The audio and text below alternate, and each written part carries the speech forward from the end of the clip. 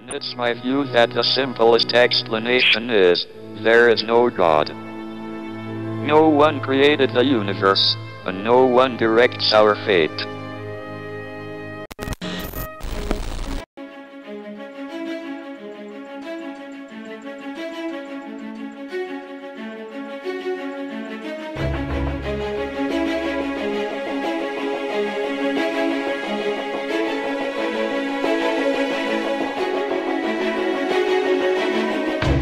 ¿Cómo se ve una de las mentes más brillantes de toda la historia desde una perspectiva bíblica?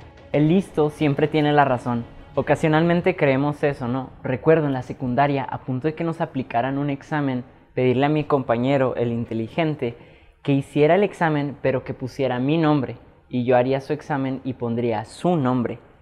Para mi sorpresa, yo saqué mejor calificación poniendo su nombre que él poniendo mi nombre. El listo no siempre tiene la razón. Lo mismo nos podría pasar con Stephen Hawking. Si él ha dicho que no hay Dios, entonces, ¿quién puede decir que hay uno? Para quien no esté informado, el famoso científico y astrofísico británico ha fallecido este miércoles 14 de marzo a los 76 años. Su legado científico es aún más impresionante que la celebridad que generó. Aportaciones prestigiosas como los agujeros negros, la radiación de Hawking, la teoría del todo, y su famoso libro Breve Historia del Tiempo, que vendió más de 10 millones de copias, lo han hecho un personaje que ha pasado a la historia. Será recordado por su gran intelecto y su muy particular sentido del humor. Un hombre admirable en muchos aspectos. Hawking no tuvo una juventud como la tuya y la mía. A los 22 años de edad le diagnosticaron esclerosis lateral amiotrófica, que lo dejaría en silla de ruedas, incapaz de hablar sin la ayuda de un sintetizador de voz. No obstante, jamás se dio por vencido.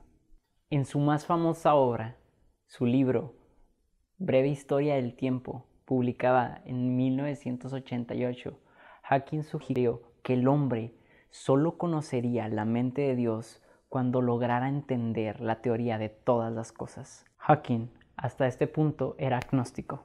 Y básicamente lo que los agnósticos creen es que el entendimiento de lo divino no es accesible al entendimiento humano. Él, aunque no podía demostrar la existencia de un ser supremo, no cerraba la puerta a esa posibilidad.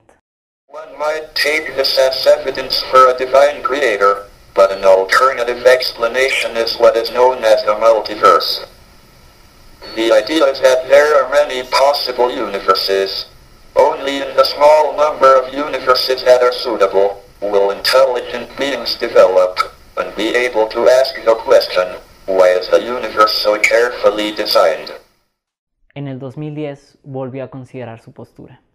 En su libro, El Gran Diseño, declaró que el universo surgió de la nada y que solamente era consecuencia de las leyes de la física, afirmando categóricamente: soy ateo.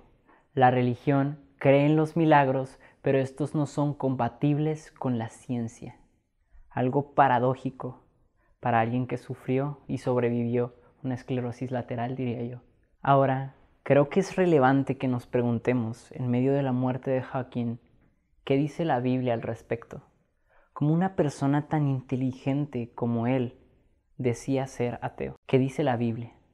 Bueno, desde la perspectiva de Dios, Stephen Hawking no existe. La primera evidencia que Dios nos da es la creación.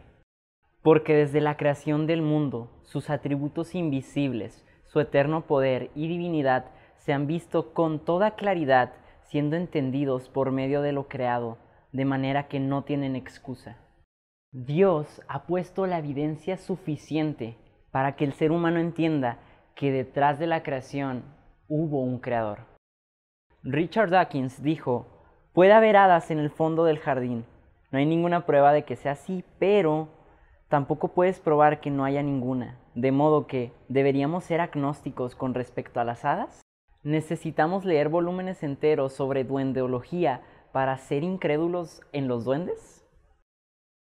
Bueno, el problema está que cuando nosotros vemos un jardín, no vemos hadas ni duendes, sino que detrás de un jardín vemos que hubo un jardinero. Ahora, la segunda evidencia que la Biblia nos da es la conciencia del hombre. Pues, aunque conocían a Dios, no le honraron como a Dios ni le dieron gracias, sino que se hicieron vanos en sus razonamientos y su necio corazón fue entenebrecido. De modo que la creación ya no es la única evidencia que el Señor nos da sobre su existencia, sino que puso dentro del corazón del hombre la evidencia de que Él existe por medio también de la conciencia. Es por eso la necesidad del hombre de siempre adorar algo, y es por eso la noción que el hombre tiene siempre de distinguir lo que está bien de lo que está mal. Ahora, lo siguiente es una ilustración clara de cómo Dios ve el ateísmo, una conclusión de cómo la Biblia ve a aquellas personas que se creen lo suficientemente intelectuales para concluir que Dios no existe.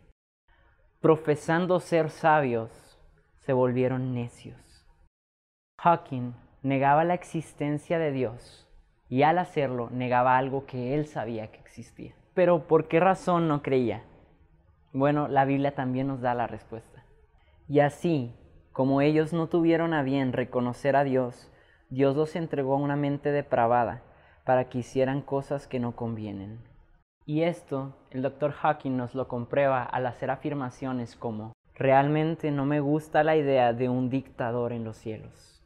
La Biblia dice que el ateo no cree en Dios para evadir la realidad y excusarse por su orgullo al rechazar a un creador. El ateo siente en su interior que le conviene que el Dios verdadero no exista, porque así ya no va a tener que rendir cuentas delante de él. La razón por la cual el científico no creía es que sin la existencia de Dios, la humanidad ya no está bajo el juicio de Dios. Y todos los hombres y mujeres pecadores que eran responsables delante de Dios ya no necesitan responderle. R.C. Sproul, en su libro Cómo defender su fe, lo explica de esta manera. Todos los que se implican en una discusión con respecto a la existencia de Dios aportan un bagaje psicológico a la discusión. Quienes niegan a Dios, por ejemplo, tienen un enorme interés en su negación, porque si el Dios de la Biblia existe, entonces un obstáculo infinito se interpone entre ellos y su propia autonomía. Hay, según admite el mismo Freud, un conocimiento universal de que la peor cosa imaginable sería caer en manos del poder supremo del destino. Ese temor es agravado cuando ese destino es visto como un Dios santo. No pretendo venir aquí y hacerme el inteligente. Muy probablemente tú que ves este video eres mucho más inteligente que yo. Es por eso que mi opinión aquí no tiene lugar, sino la opinión de Dios. Y me gustaría terminar diciéndote esto. Si tú crees en Dios, no significa que la vida después de la muerte se incline a tu favor.